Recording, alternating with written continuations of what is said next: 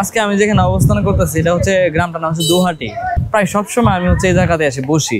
কুমিল্লা থেকে আমি যখন চাঁদপুরে যাই প্রতিদিন হচ্ছে আমাদের এই রোডে যাতায়াত করতে হয়, এই রোডে যেতে হয় আমাদের তেল গ্যাস সংস্থানের কাজে। বিভিন্ন জায়গায় আমরা চাঁদপুর, কুমিল্লা, লাকসাম এদিকে যতটুকু যাওয়া যায়, তো আমরা এই রোডটা যে কচুয়া যে রোড বলে থাকি, সামনে হচ্ছে কচুয়া, তো এই কচুয়া রোডটা আমরা সবচেয়ে বেশি ব্যবহার করে থাকি। এই ব্যবহার করার পত্রে আমার যদি যাত্রা বিরতি হয়ে থাকে বা কাজ শেষে যদি কিছুক্ষণ বিশ্রাম নেই বা কিছু খাওয়ার জন্য হয়, তাহলে এই যে ভাইয়ের দোকানে আসি, আইসা আমি হচ্ছে কিছুক্ষণ সময় কাটা বা পেয়ারা টেয়ারা যেগুলো আছে এগুলো খাই। এখানে খুব সুন্দর করে একটা জায়গা করে রাখছে, যে একটা খালি রাস্তার পাশে একটা খালি জায়গা। ওই খালি জায়গার এখানে এক ভাই উনি বিভিন্ন রকমের ফলের যে ভর্তা বলে থাকি আমরা, পেয়ারা ভর্তা, জাম্বুরা ভর্তা, তারপরে এখানে বিভিন্ন রকমের গ্রাম বাংলা যেসব খাবার আছে সেই খাবার দিয়ে হচ্ছে উনি ভর্তাগুলো বানায়। আর এখানে আরেকটা বিশেষত্ব গুণ হচ্ছে কি, আপনি যে পেয়ারা খাবেন, পেয়ারা কিন্তু ওই যে আমরা তো খাই বড় বড় পেয়ারা দিয়ে ভর্তা খাই, এগুলো দেশি পেয়ারা দিয়া, এই দেখেন দেশি পেয়ারা দিয়ে হচ্ছে উনি এই ভর্তাগুলো বানায়।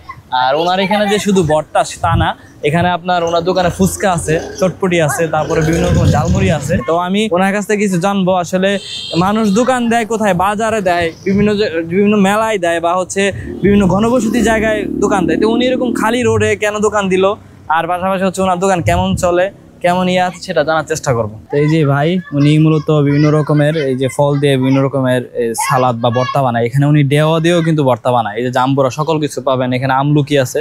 তো ভাইয়ের কাছে জানতে চাইবো যে প্রথম কথা হইতেছে যে মানুষ তো দোকান দেয় কোথায়, বিভিন্ন বাজারে দেয়, ঘনবসতি এলাকায় দেয়, এখন আপনি এখানে দেওয়ার উদ্দেশ্য কি? আমার উদ্দেশ্য হলো এখানে গাড়ির যাত্রী অনেক আসে, আইসা এখানে গাড়ি থামায়, এখানে রেস্ট নেয়, কিছু কেনাকাটা করে খায়, বসে জিরায় আবার গল্পস্থলে আবার চলে যায়। তো আপনার এই দোকানের বয়স কয় বছর? আমার এই দোকানের বয়স আজকে 5 বছর। 5 বছর, মানে আপনি প্রথম কি দিয়ে শুরু করছেন? এইগুলো ছিল?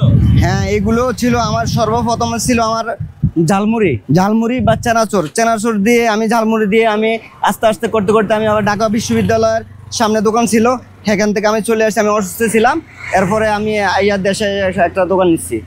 এখানে আপনি এখন মূলত এখানে কি কি আপনার কাছে আসলে মানুষ পাবে সেটা বলে? এখানে আছে ঝালমুড়ি আছে, ঝাল চেনাচোর আছে, ফুচকা আছে, বেলপুরি আছে, এরপরে এই যে পেড়া বানানো আছে, আমরা বানানো আছে, এই যে আমলকি বানানো আছে, জাম্বুরা বানানো আছে, ঢেউয়া বানানো আছে, আনারস বানানো আছে, কাঁচা আম বানানো আছে, জাম্বুরা বানানো আছে।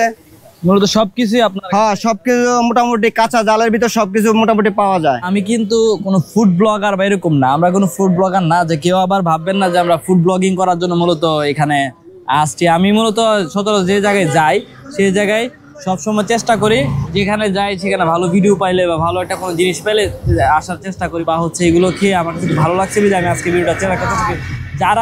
আপনারা যারা যদি কোনো সময় এদিক দিয়ে হচ্ছে কুমিল্লা থেকে চাঁদপুরের দিকে যান, তো অবশ্যই হচ্ছে এই যে পিছনে যে দোহাটি ফুচকান হাউস আছে, চেষ্টা করবেন না এক প্লেট ঝালমুড়ি হলে খেয়ে যান, তাহলে বুঝতে পারবেন যে আসলে ভালো কিনা।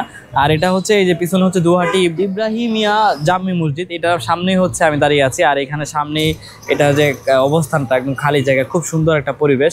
আমার তো তেমন কোনো কিছু বলার নাই, আমি এখানে প্রায় কাজের শেষে অথবা কাজের মধ্যস্থলে বিরতিতে টিফিন টাইমে বা খাবার টাইমে আমরা এখানে এসে একটু দাঁড়ানোর পরে এখানে এসে হয়তো কিছু পেয়ারা মাখা অথবা আনারস মাখা বা অন্যান্য কোনো ধরনের ভর্তা খাই, অনেক সুস্বাদু লাগে এখানে।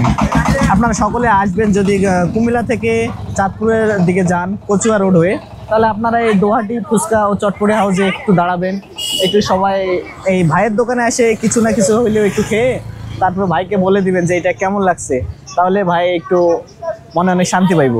ঠিক আছে, আমি আজকের ভিডিওটা এখানে সমাপ্ত করছি। পরবর্তীতে আবার নতুন কোনো জায়গায় নতুন কোনো জিনিসের ভিডিও নিয়ে হাজির হব। এই পর্যন্ত সবাই ভালো থাকবেন, ভালো রাখবেন, পরিবেশ বাঁচাবেন। সবাইকে অসংখ্য ধন্যবাদ।